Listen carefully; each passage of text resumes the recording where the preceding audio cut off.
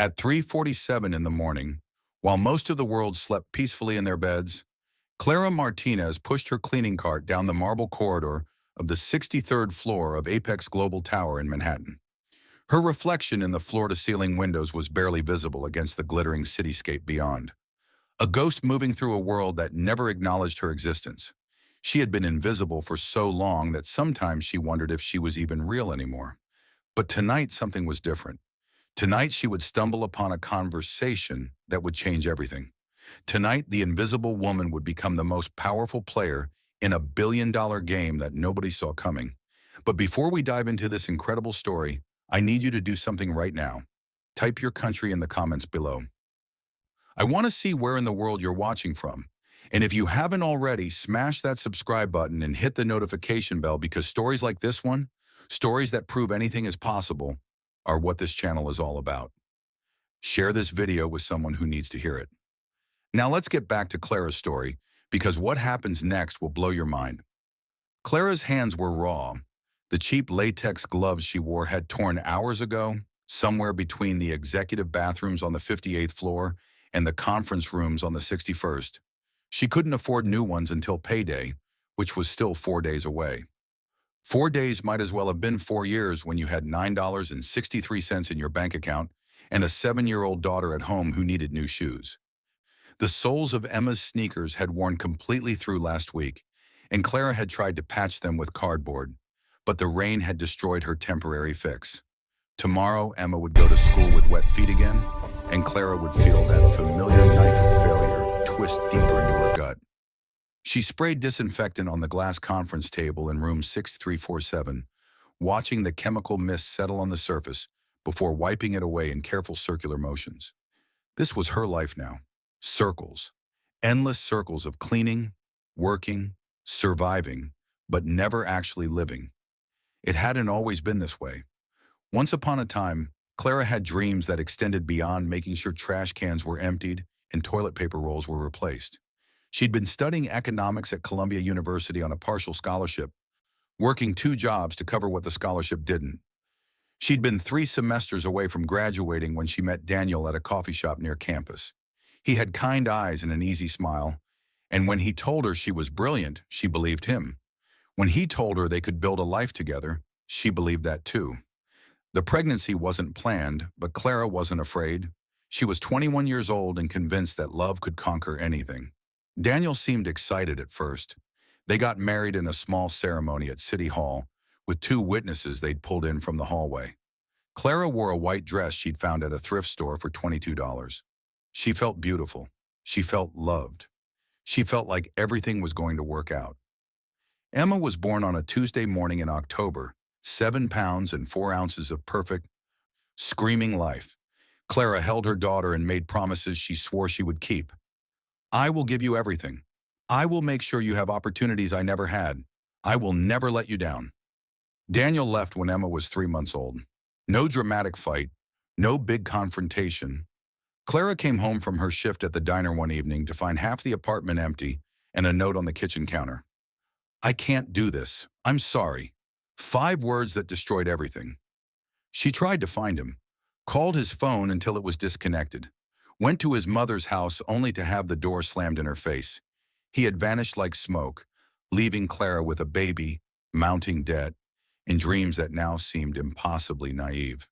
She had to drop out of Columbia. There was no other choice. She couldn't afford tuition and childcare and rent and food and diapers and all the million other things a baby needed. The scholarship required full-time enrollment, so it disappeared the moment she withdrew.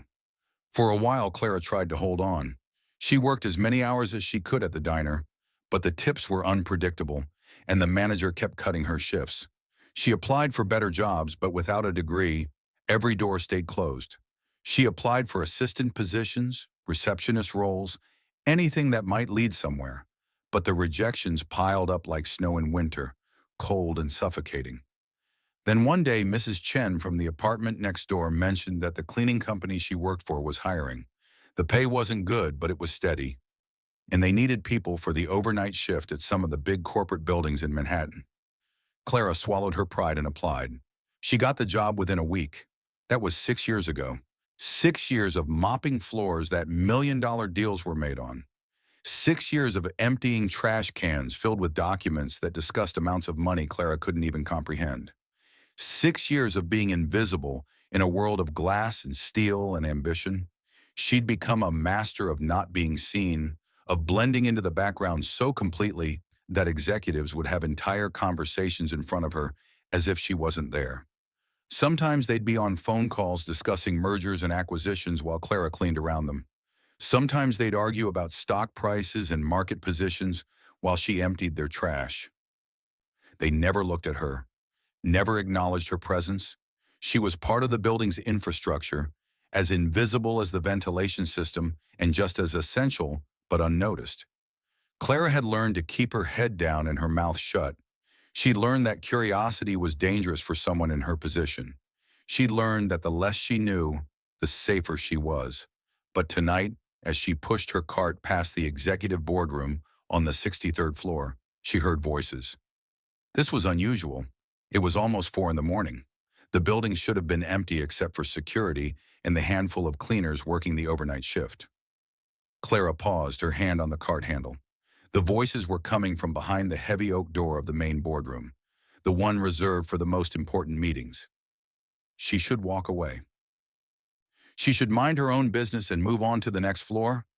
But something in the tone of the voices made her freeze. They were arguing, heated, desperate. Clara moved closer to the door, telling herself she was just checking if the room needed to be cleaned. The voices became clearer. There were 2 men. One had a deep, authoritative voice that carried the weight of someone used to being obeyed. The other sounded younger, more frantic. She recognized the younger voice immediately. It was Marcus Chen, the 32-year-old vice president of acquisitions at Apex Global. She'd seen him around the building countless times.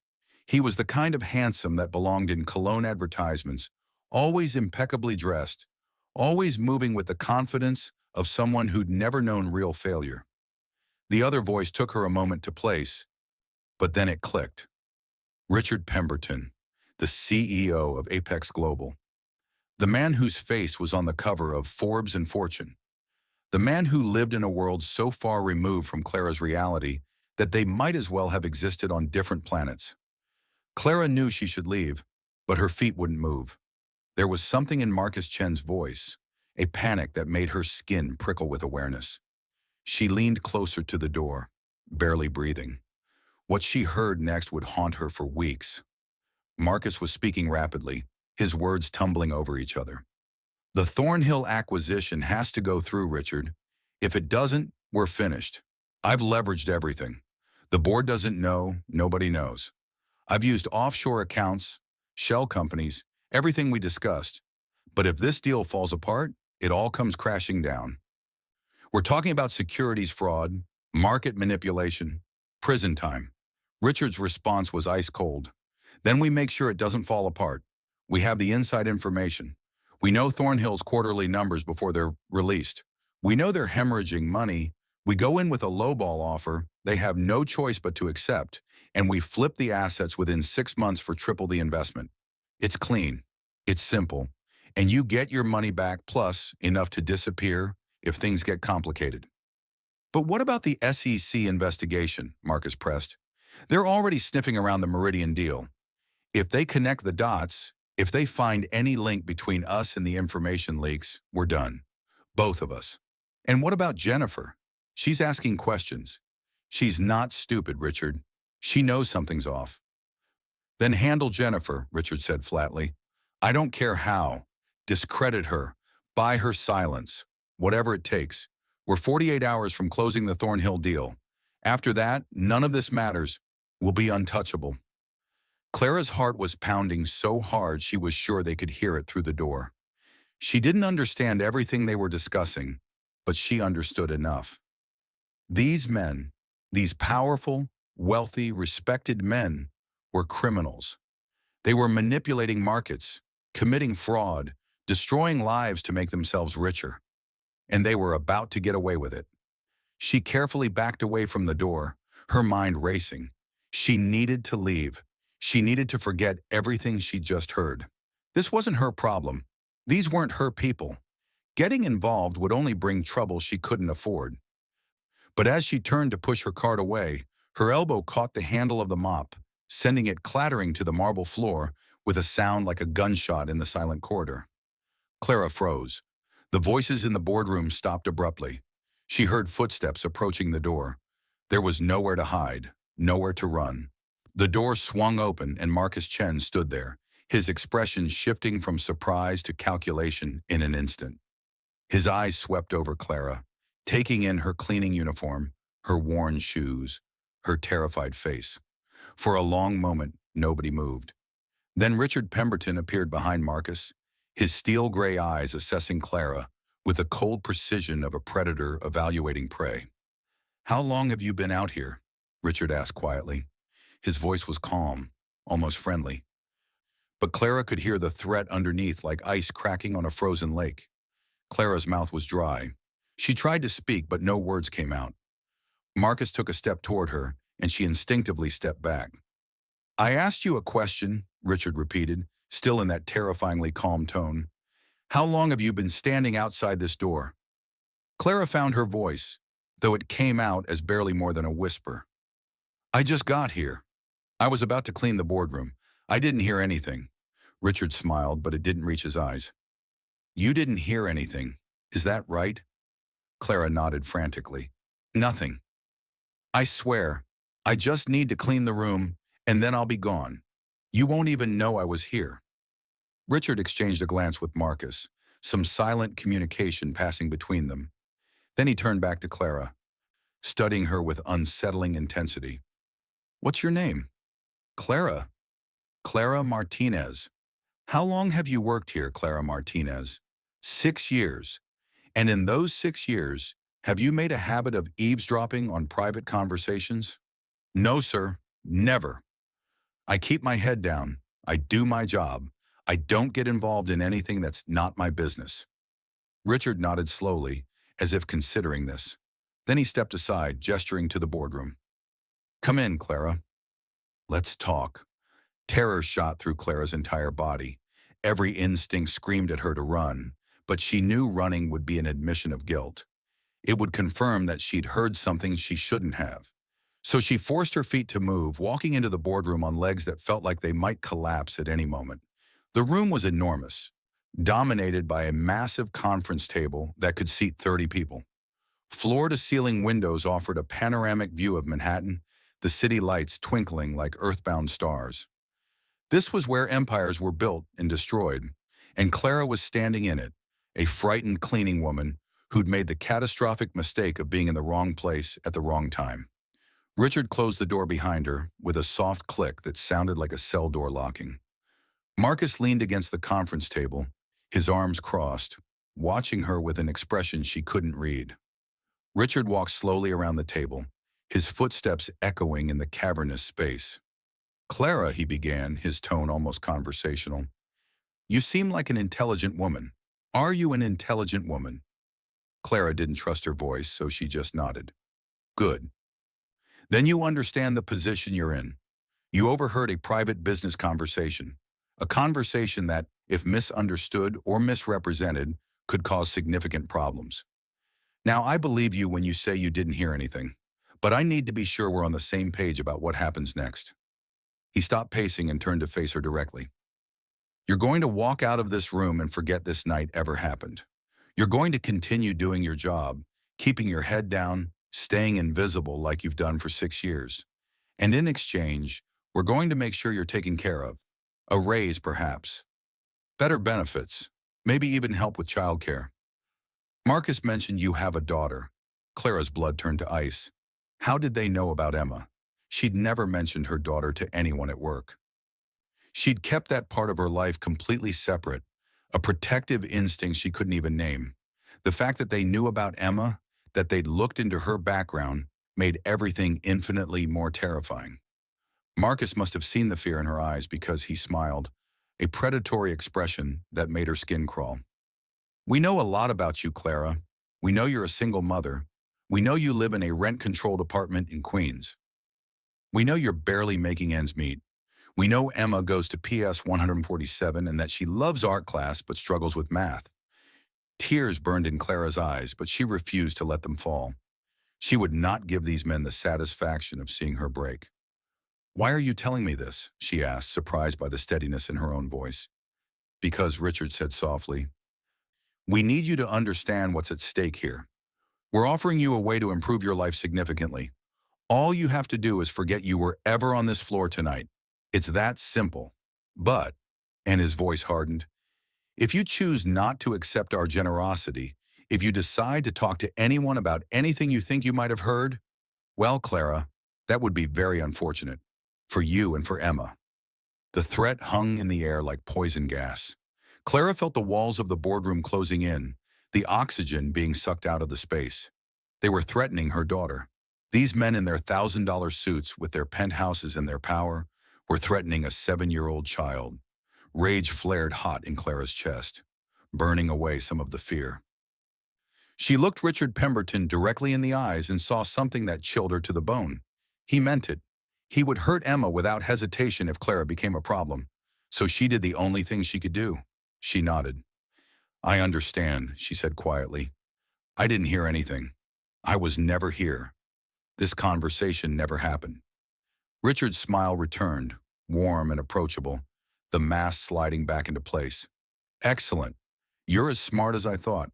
Marcus will arrange for your raise to start next pay period.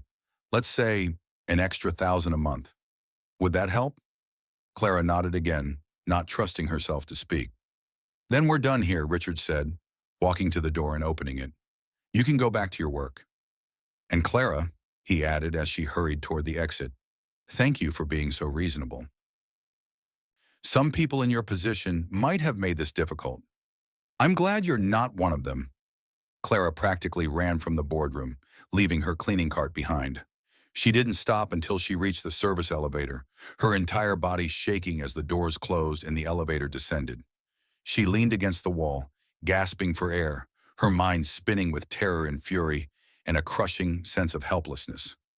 When her shift ended at 6 in the morning, Clara took the subway home in a daze.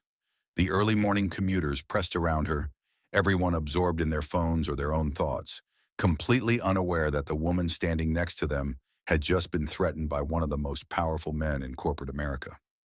She picked up Emma from Mrs. Rodriguez, the elderly neighbor who watched her daughter during the overnight shifts. Emma was still in her pajamas, eating cereal in front of the television, her dark hair tangled from sleep.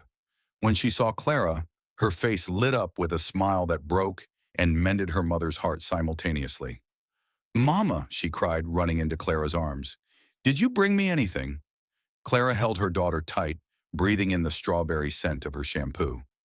"I brought you me," she whispered. "Isn't that enough?"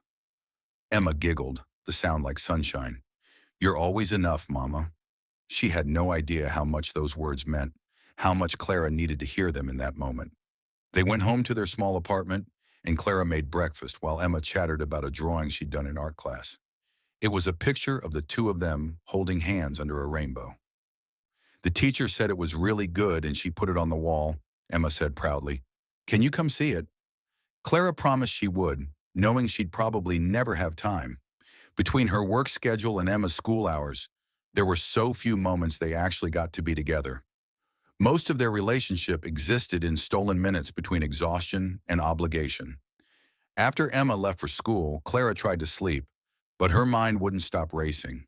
She kept replaying the conversation in the boardroom, the cold calculation in Richard Pemberton's eyes, the casual way they discussed destroying lives and breaking laws. She thought about going to the police, but what would she tell them? That she'd overheard part of a conversation she didn't fully understand? That powerful men were planning something illegal, but she had no proof? They'd laugh her out of the station. Worse, if word got back to Richard and Marcus that she'd gone to the authorities, the consequences would be devastating. They'd made that abundantly clear. So Clara did nothing. She collected her extra $1,000 when the next paycheck came, and she tried to convince herself that staying silent was the right choice. She bought Emma new shoes and a winter coat. She paid off some debt.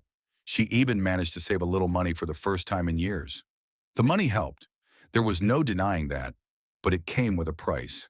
Every time Clara closed her eyes, she saw Richard Pemberton's cold smile. Every time she was alone, she heard Marcus Chen's threat about her daughter. Weeks passed. Clara went to work every night, cleaned the same offices, emptied the same trash cans. She avoided the 63rd floor as much as possible, but sometimes her roots took her there, and she'd feel her heart rate spike, her palms get sweaty. She never saw Richard or Marcus again, though sometimes she'd find evidence of their presence. Coffee cups left in the boardroom. Documents scattered across the conference table. Once she found a folder marked Thornhill Acquisition, and her hands trembled as she threw it in the recycling bin. She didn't look inside. She didn't want to know. Then one morning in late November, everything changed again. Clara was watching the news while getting Emma ready for school when a breaking news banner flashed across the screen. Federal investigation launched into Apex Global insider trading scandal. Clara froze, the hairbrush falling from her hand.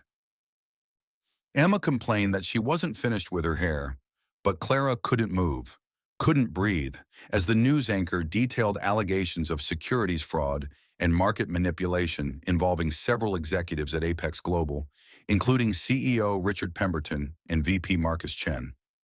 The screen showed footage of FBI agents entering Apex Global Tower, carrying boxes of evidence. It showed Richard Pemberton being led out in handcuffs, his face a mask of rage. It showed Marcus Chen being escorted into a black SUV, his expression shell-shocked.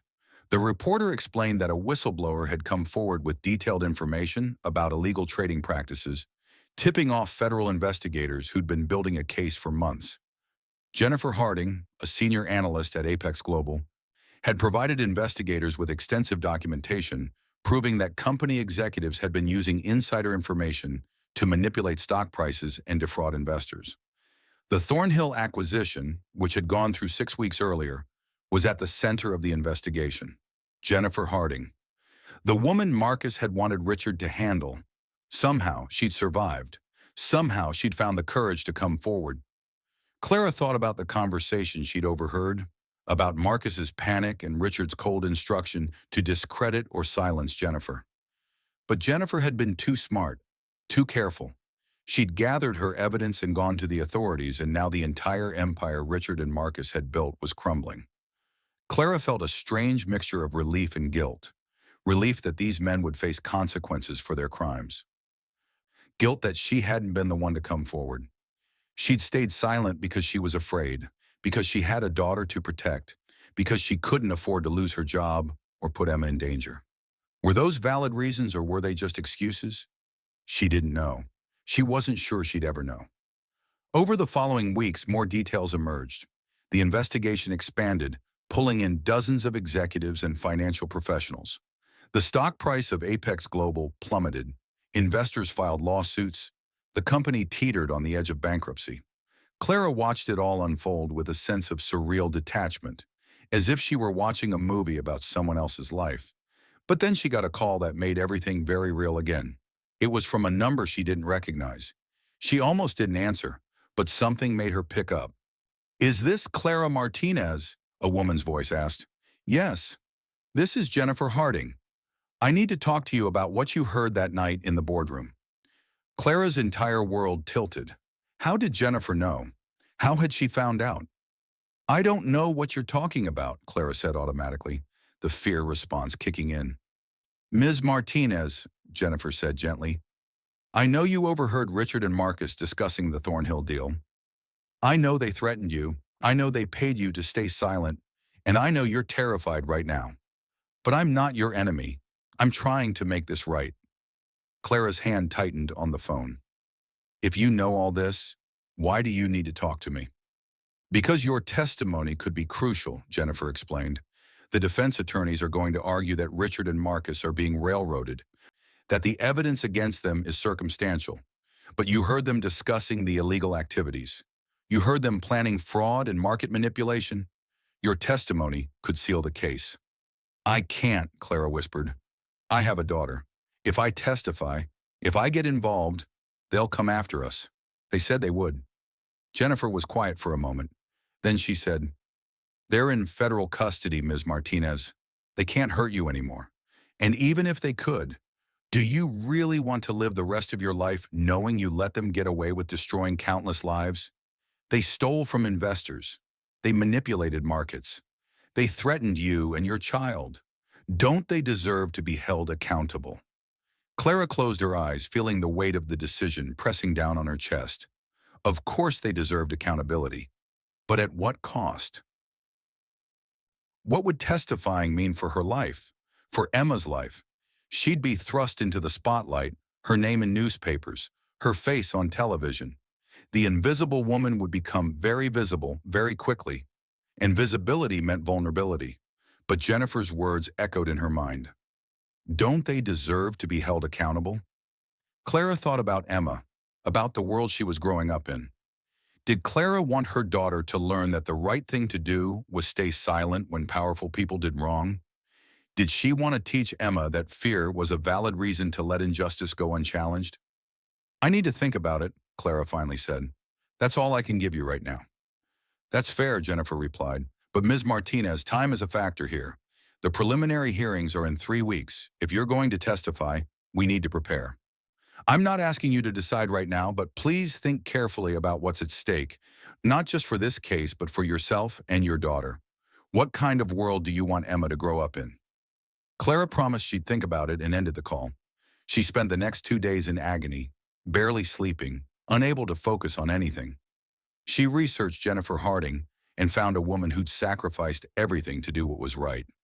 Jennifer had been fired, blacklisted in her industry, threatened and harassed. But she'd stood firm because she believed that some things mattered more than personal safety or professional advancement. If Jennifer could be that brave, couldn't Clara find some courage too? On the 3rd day, Clara made her decision. She called Jennifer back and agreed to testify. The process was grueling. Clara had to recount everything she'd heard that night in the boardroom, every word, every threat.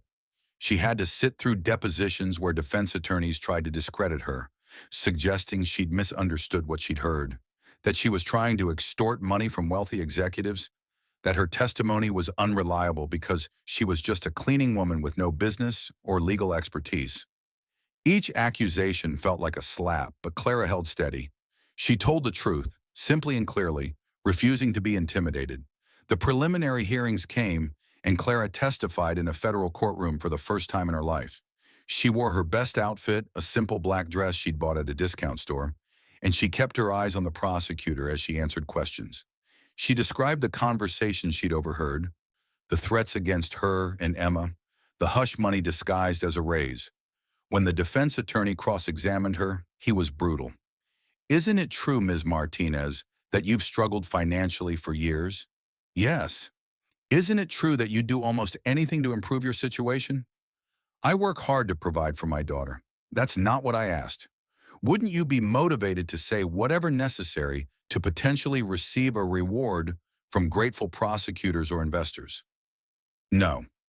I'm here because what I heard that night was wrong, and because I have a daughter who I want to grow up knowing that telling the truth matters, even when it's hard, even when it's scary. The courtroom was silent after that. Clara could feel people staring at her, but she kept her composure. She'd come too far to fall apart now. The defense attorney tried a few more approaches, but Clara's testimony was consistent and credible. When she finally stepped down from the witness stand, her legs were shaking and she felt like she might vomit. But she'd done it. She'd told the truth. The trial took months. Clara had to testify again, this time in front of a jury. The media attention was overwhelming. Reporters camped outside her apartment. Her name appeared in articles and news segments. Cleaning woman's testimony, key in Apex global trial. Some people hailed her as a hero. Others called her a gold digger trying to profit from powerful people's misfortune. Clara tried to shield Emma from as much of it as possible, but it was impossible to completely protect her. Kids at school asked Emma if her mom was famous. Some parents whispered when Clara dropped Emma off in the mornings. The attention was excruciating, but Clara endured it because she'd made a choice and she was going to see it through. During one of the trial recesses, a man approached Clara in the courthouse hallway. He was in his 60s, well-dressed, with kind eyes. Ms. Martinez, he said, extending his hand. I'm Robert Whitmore.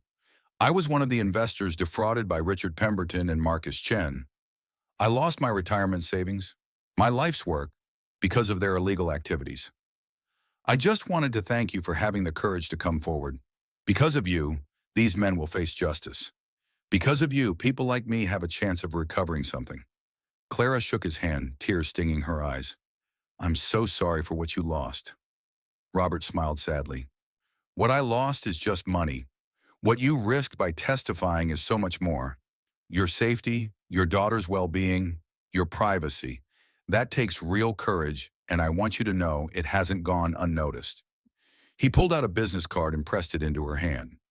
I'm part of an investor group that's filing a civil suit against Apex Global. We're planning to establish a victims' compensation fund with any recovered assets. But beyond that, we've been discussing how to help the people who made justice possible.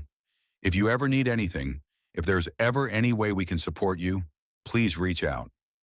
Clara thanked him, pocketing the card without really thinking about it. At that moment, she was just trying to get through each day. The idea that any good could come from this nightmare seemed impossible. But she was wrong. The jury deliberated for 6 days. During that time, Clara could barely function. She went through the motions of her life, cleaning offices, making meals, helping Emma with homework. But her mind was somewhere else entirely. What if the jury didn't believe her? What if Richard and Marcus walked free? What if she'd put herself and Emma through all of this for nothing? Then on a rainy Tuesday afternoon, she got the call. The jury had reached a verdict. Clara arranged for Mrs. Rodriguez to pick up Emma from school and race to the courthouse. The courtroom was packed with reporters, investors, attorneys, and spectators. Clara found a seat near the back, her heart pounding so hard she could feel it in her throat. When the judge asked the foreman to read the verdict, the room fell silent. We find the defendant, Richard Pemberton, guilty on all counts. The courtroom erupted. Some people cheered. Others wept with relief. Clara sat frozen, unable to process what she just heard. Guilty. They'd believed her. Justice had been served. The verdict for Marcus Chen came next. Guilty on all counts. Both men would face decades in prison and millions in fines. The empire they'd built on lies and fraud had collapsed, and they would spend the rest of their lives paying for their crimes.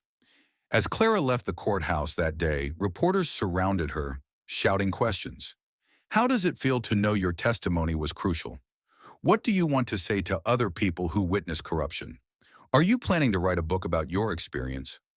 Clara pushed through them without answering, overwhelmed and exhausted. All she wanted was to go home, hold her daughter, and try to return to some semblance of normal life.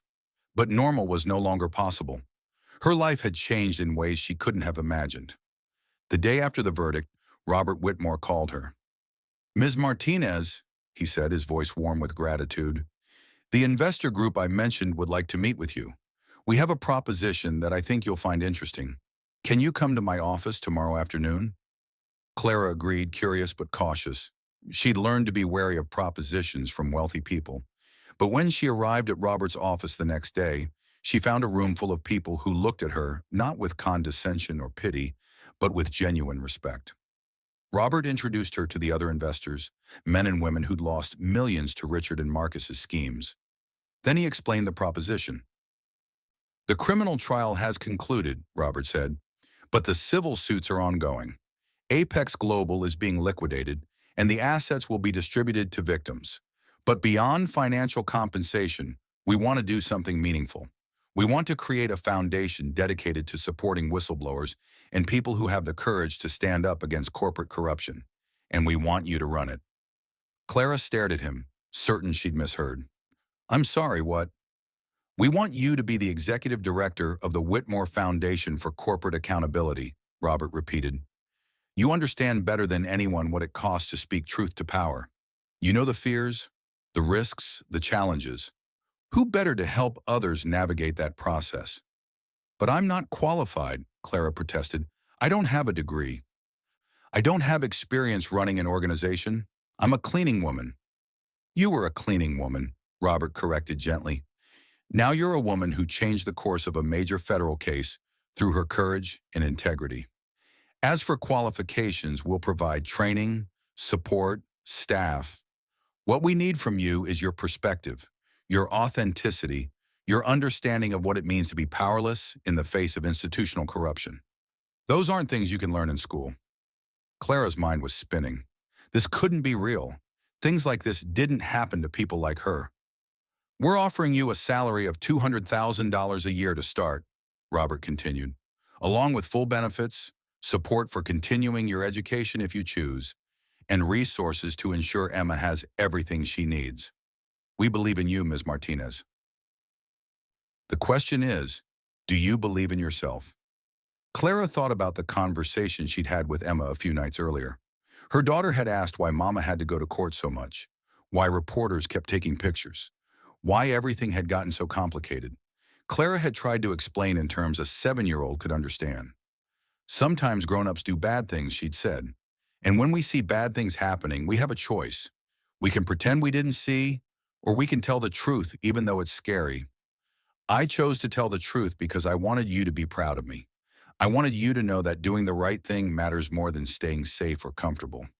Emma had hugged her tight and whispered, "I'm always proud of you, Mama." Now Clara looked at Robert and the other investors. These people who were offering her a chance to turn her nightmare into something meaningful. She thought about all the other Claras out there, invisible people who witnessed corruption but stayed silent because they were afraid. She thought about creating a system where they didn't have to choose between their safety and their integrity. "I need some time to think," Clara said. "Of course," Robert replied. "But I hope you'll seriously consider it. The world needs more people like you in positions of influence." Over the next week, Clara wrestled with the decision. Part of her wanted to refuse, to go back to her quiet, invisible life. But that life didn't exist anymore. She'd stepped into the light, and there was no going back to the shadows. And if she was honest with herself, she didn't want to go back.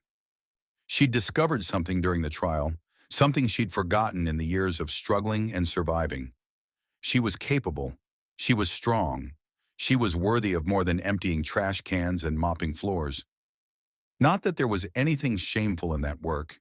It had kept her and Emma alive. But Clara had more to offer the world. She had a voice that deserved to be heard. So she called Robert and accepted the position. The transformation was surreal. Clara went from working overnight shifts in a cleaning uniform to having an office with her name on the door. She went from invisible to influential. The foundation started small, but it grew quickly. Clara developed programs to support whistleblowers financially and legally. She created resources to help ordinary people understand their rights when witnessing corporate misconduct. She partnered with journalists and attorneys and activists to amplify stories that might otherwise be buried. And she went back to school.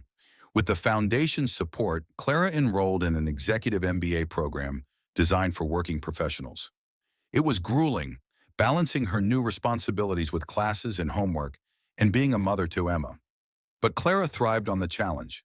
She was hungry for knowledge, determined to prove that she belonged in the world she now inhabited. Emma flourished too. With financial stability came opportunities, piano lessons, art classes, a better school. But more than the material benefits, Emma got to see her mother transform. She got to witness what was possible when someone refused to let circumstances define them. One evening, about 2 years after the trial, Clara was working late in her office when she received an email from Jennifer Harding. They'd stayed in touch sporadically, bonded by their shared experience of standing up to powerful men. But this email was different. "Ms. Martinez," Jennifer wrote, "I wanted you to be among the first to know. I've been approached by a publisher about writing a book detailing the Apex Global case. They want to focus on the whistleblowers, the ordinary people who made justice possible. I will only move forward if you're comfortable with your story being included. I believe the world needs to hear about what you did, but I won't proceed without your permission. Your privacy and Emma's well-being come first." Clara read the email 3 times. The idea of her story being in a book, permanently documented, was terrifying. But she thought about all the Claras who might read it, all the people working invisible jobs who witnessed wrongdoing and felt powerless to act. If her story could inspire even one person to find their courage, wasn't that worth the discomfort? She emailed Jennifer back, giving her permission. The book came out 18 months later. It was titled The Invisible Witnesses: How Ordinary People Brought Down a Corporate Empire. It became a bestseller, sparking conversations about whistleblower protections, corporate accountability, and economic inequality. Clara did interviews on news programs and podcasts, sharing her story again and again. Each time got a little easier. The little girl who'd once been so afraid to speak now had a platform, and she used it to advocate for systemic change. She testified before Congress about the need for stronger whistleblower protections. She consulted with corporations about creating ethical cultures. She became a voice for the voiceless, a role she'd never imagined for herself, but that fit perfectly. 3 years after accepting the position at the foundation, Clara received a call from a venture capital firm. They had an unusual proposition. One of their portfolio companies, a mid-sized tech firm, was facing an ethical crisis. The board had discovered evidence of financial mismanagement and needed someone to come in, assess the situation, and help guide the company back to ethical operations. They wanted Clara. The compensation package they offered was staggering: a six-figure consulting fee, equity in the company if she succeeded in turning it around. But more than the money, it was an opportunity to prove that ethical leadership could coexist with profitability. Clara took the job. The company, Meridian Tech, had about 500 employees and was hemorrhaging money due to poor decisions by the previous CFO. Clara spent 3 months conducting a thorough audit, interviewing employees, reviewing financial records. What she discovered was a mess of questionable practices, not quite illegal, but definitely unethical. She presented her findings to the board with a simple message: you can continue down this path and maybe survive in the short term, but you'll eventually implode. Or you can commit to radical transparency and ethical operations. It will be harder in the short term, but you'll build something sustainable. The board, desperate for a solution, gave Clara full authority to implement her recommendations. She brought in new leadership, restructured operations, created accountability systems. Within a year, Meridian Tech was profitable again. Within 2 years, it was thriving. The company's success attracted attention from investors and competitors alike. How had a former cleaning woman with no formal business training turned around a failing tech company? The answer, Clara explained in interview after interview, was simple. I understood that a company is only as strong as the trust its employees have in leadership. I'd seen what happened when leaders operated in secret, when they prioritized profits over people. I was determined to create something different. Meridian Tech became a case study in ethical business practices. Other companies wanted to replicate its success. Clara found herself in demand as a consultant, a speaker, a board member. She was selective about which opportunities she accepted, always prioritizing companies that genuinely wanted to change over those looking for good publicity. By the time Emma turned 16, Clara had transformed from an invisible office cleaner to one of the most respected voices in corporate ethics. But success hadn't changed the things that mattered most. She still lived in Queens, in a larger apartment now, but in the same neighborhood. She still had dinner with Emma every night, still helped with homework, still showed up to every school event. She'd been offered positions that would have required relocation or extensive travel, and she'd turned them all down. Emma came first, always. One afternoon, Emma asked her mother a question that made Clara's heart ache. Do you ever regret it, Mama? Testifying, I mean. Do you ever wish you'd just stayed quiet and kept things simple? Clara thought about it carefully before answering. Simple isn't always better, she finally said. Our life was simple before, but I was miserable. I was invisible. I'd convinced myself that I didn't deserve more, that this was just how life was for people like us. But that night in the boardroom, when those men threatened you, something broke open inside me. I realized that staying invisible, staying silent, wasn't protecting you. It was teaching you to accept injustice, to believe that powerful people get to do whatever they want while the rest of us just survive. So no, she continued, I don't regret it. Every hard day, every scary moment, every time I wanted to give up, I remembered why I was doing it. For you. For all the other kids whose parents work invisible jobs and deserve better. For everyone who's ever felt powerless and small. Emma hugged her mother tightly. I'm glad you spoke up, she whispered. I'm proud of you. That, Clara thought, was worth more than all the success and recognition combined. The years passed. Emma graduated high school at the top of her class and got accepted to Columbia University. the same school Clara had once attended. The symmetry was overwhelming. Clara attended Emma's orientation, walking the same paths she'd walked 2 decades earlier as a young woman with big dreams. Those dreams had died when Daniel left, when circumstances forced her to drop out, but now they were being reborn through her daughter. Emma studied economics, just like Clara had planned to do, but unlike her mother, Emma would get to finish. She'd get to become everything Clara had once hoped to be. On Emma's graduation day, Clara sat in the audience watching her daughter walk across the stage to receive her diploma, and she wept.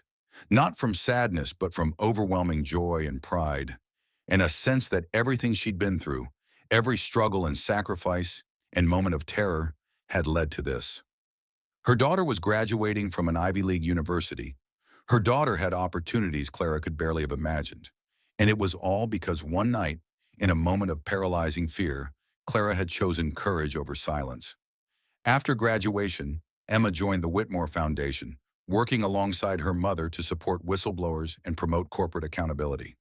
They made a formidable team. Clara had the experience and the networks. Emma had the technical skills and fresh perspective.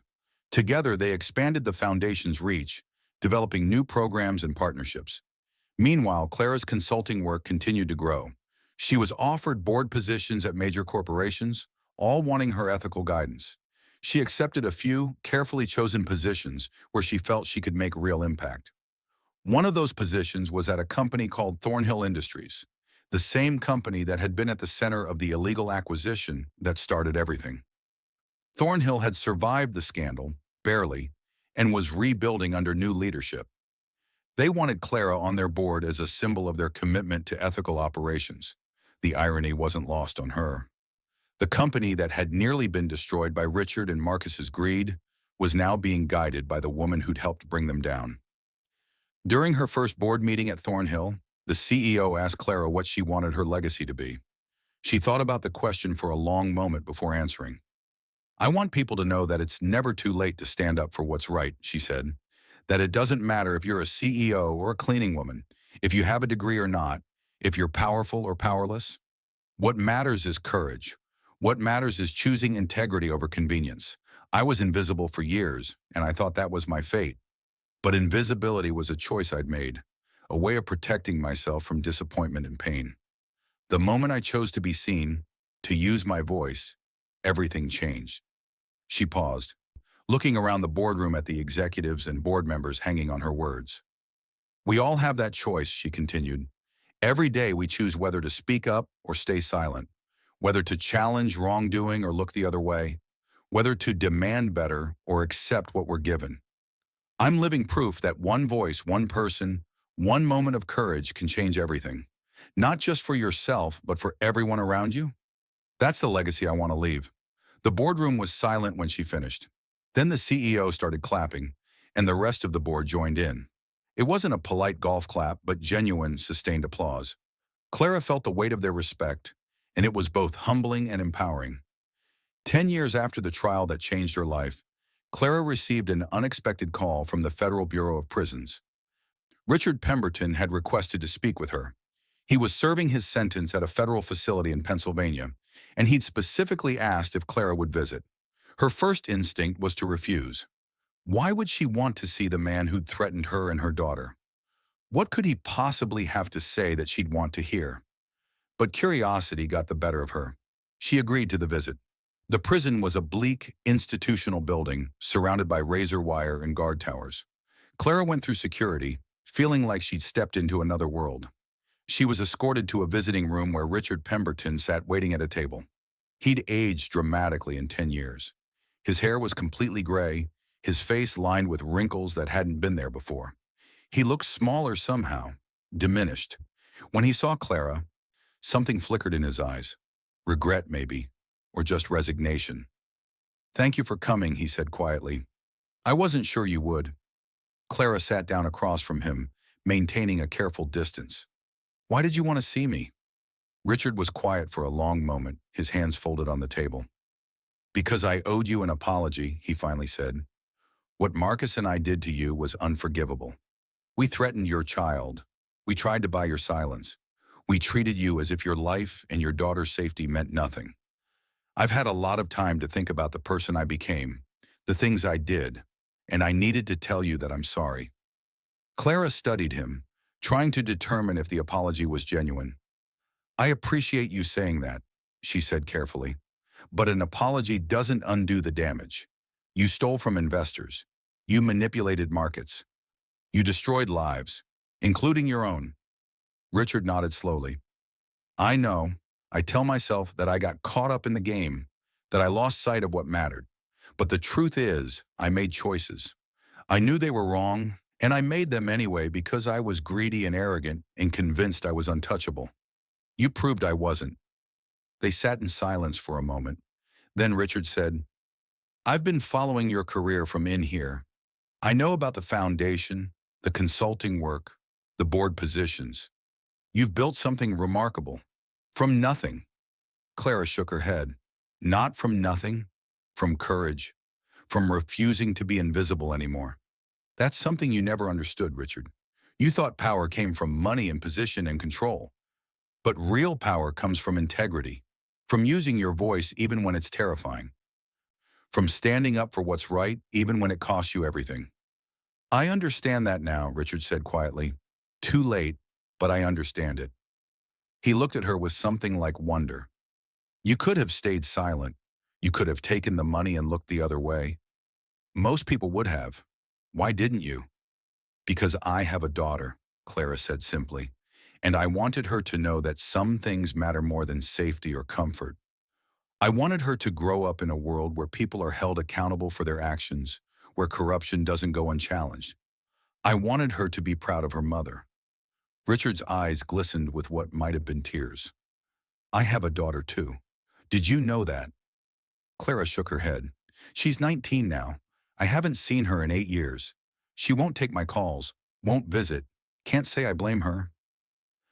I destroyed our family's name, our fortune, our future, all because I couldn't be satisfied with enough.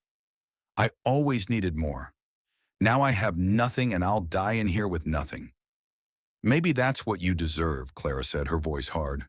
Maybe that's justice. Maybe it is, Richard agreed. But I wanted you to know that what you did, what you risked, it meant something. It mattered. You stopped me and Marcus from hurting more people. You gave victims a chance at restitution. You showed that ordinary people can stand up to power and win. That's a legacy worth having. Clara stood to leave. I hope you find some peace, she said. I hope you use your time in here to become a better person than you were. But don't mistake my visit for forgiveness. What you did was wrong, and you'll live with the consequences for the rest of your life. As she walked out of the prison into the sunlight, Clara felt a strange sense of closure. She'd faced the man who'd once terrified her, and he was just a man. Broken, diminished, powerless. The monster had never been as big as she'd feared. The fear had been the monster.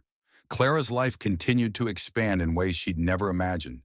She wrote her own book, a memoir about transformation and courage and refusing to be invisible. It became a bestseller, resonating with people around the world who felt powerless in the face of institutional corruption or personal struggle. She gave a TED Talk that went viral, accumulating millions of views. She spoke at universities and conferences and corporate events, always with the same message. Your circumstances don't define you. Your choices do. You are not powerless. You are not invisible. Your voice matters. Use it. The Whitmore Foundation grew into a major organization with offices in multiple cities and an endowment in the hundreds of millions. Clara oversaw it all, but she never forgot where she came from. The foundation's headquarters had a cleaning staff, and Clara made it a point to know every one of them by name. She'd stop in the hallways to chat with them, ask about their families, make sure they felt seen and valued. She paid them well above market rate and offered benefits and opportunities for advancement. Because Clara remembered what it felt like to be invisible, and she was determined that nobody in her organization would ever feel that way. On the 20th anniversary of the night she'd overheard that conversation in the boardroom, Clara was invited to give a keynote address at a business ethics conference. She stood on the stage looking out at an audience of thousands and told her story one more time. I was a single mother working as a cleaning woman, she began. I was invisible, powerless, barely surviving. Then one night, I overheard something I wasn't supposed to hear. I had a choice in that moment. I could pretend I'd heard nothing, take the hush money, protect my daughter by staying silent, or I could risk everything to do what was right. She paused, letting the weight of that decision hang in the air. I chose courage, she continued, and that choice changed my life. Not immediately, not easily. There were terrifying moments. Times when I thought I'd made a catastrophic mistake. Times when I wanted to run and hide and disappear again. But I kept going because I realized something crucial. We teach people how to treat us by what we're willing to accept. I'd spent years accepting invisibility, accepting powerlessness, accepting that my voice didn't matter. The moment I stopped accepting those things, everything shifted. The powerful men who thought they could threaten and silence me discovered they were wrong. The system that seemed designed to protect the wealthy and connected discovered that sometimes justice prevails. She looked directly at the camera recording her speech, knowing her words would reach far beyond this auditorium. If you're watching this and you feel invisible, she said, I want you to know something. You're not. You matter. Your voice matters. Your courage matters. You might be a cleaning woman or a receptionist or a delivery driver. You might be someone the world overlooks, but you have power. The power to speak truth, the power to stand up, the power to change everything. Don't let fear make you small. Don't let circumstances convince you that you're powerless. Don't let anyone tell you that you don't belong in rooms where decisions are made. Clara paused, emotion thick in her voice. 20 years ago, I was mopping the floor outside a boardroom where powerful men discussed destroying lives for profit. Today, I sit in boardrooms. I make decisions. I shape policy. I mentor the next generation of leaders, not because I'm special, but because I refuse to stay invisible. That same power exists in you. Use it. The audience rose in a standing ovation that lasted 5 minutes. Clara stood there, overwhelmed with gratitude and purpose and a deep sense that her life had meaning. She'd turned trauma into triumph. She'd transformed pain into power. She'd taken the worst night of her life and used it as a catalyst to become someone she'd never imagined she could be. After the conference, Clara returned to her office at the foundation. Emma was there, working late on a new initiative to support whistleblowers in the healthcare industry. They ordered takeout and ate dinner together in Clara's office, talking about work and life and Emma's new relationship with a woman she'd met at a policy conference. As they talked, Clara looked at her daughter and felt overwhelming love and pride. Emma had grown into an extraordinary woman, strong, compassionate, committed to justice, everything Clara had hoped she'd be and more. When Emma left for the night, Clara sat alone in her office, looking out at the Manhattan skyline. She could see Apex Global Tower in the distance, the building where her life had changed forever. It had new owners now, a new name. The empire Richard and Marcus built had crumbled, and something new had risen in its place. Clara thought about the journey that had brought her here, the fear and the courage, the struggle and the triumph, the moments when she'd wanted to give up and the reasons she'd kept going. She thought about Richard Pemberton, rotting in a federal prison, his legacy one of greed and corruption. She thought about Marcus Chen, serving his sentence, his future destroyed by his own choices. She thought about Jennifer Harding, who'd found work at a nonprofit dedicated to financial transparency and was using her skills to help others. And she thought about Clara Martinez, the invisible cleaning woman who'd become visible, who'd found her voice, who'd built an empire not of money but of meaning. Her phone buzzed. A text from Emma. I forgot to tell you, Mama. Columbia asked if you'd be willing to give the commencement speech at my MBA graduation next spring. They said they can't think of anyone more inspiring. What should I tell them? Clara smiled and typed her response. Tell them yes. Because that was the thing about finding your courage, about refusing to be invisible. Once you started speaking, it was hard to stop. Once you discovered your power, you wanted to use it to lift others up. Once you transformed your life, you wanted to help others transform theirs. The deal that made Clara Martinez a billionaire wasn't the kind Richard and Marcus had pursued. She wasn't a billionaire in money, though she'd accumulated significant wealth through her work. She was a billionaire in impact, in lives changed, in people empowered, in systems improved, in justice served. She'd turned one moment of courage into a lifetime of meaning, and that, she thought as she looked out at the city that had once seemed so indifferent to her existence, was worth more than all the money in the world. Before we end this story, I want to remind you to do something important. Type your country in the comments right now. Let's see where in the world this story has reached. Hit that subscribe button if you haven't already, because we share stories like this one. Stories that prove ordinary people can do extraordinary things when they find their courage. And share this video with someone who needs to hear Clara's message. Someone who feels invisible. Someone who's facing a difficult choice. Someone who needs to know that speaking up changes everything. Your share could be the encouragement someone needs to find their courage. Don't underestimate the power of sharing a story.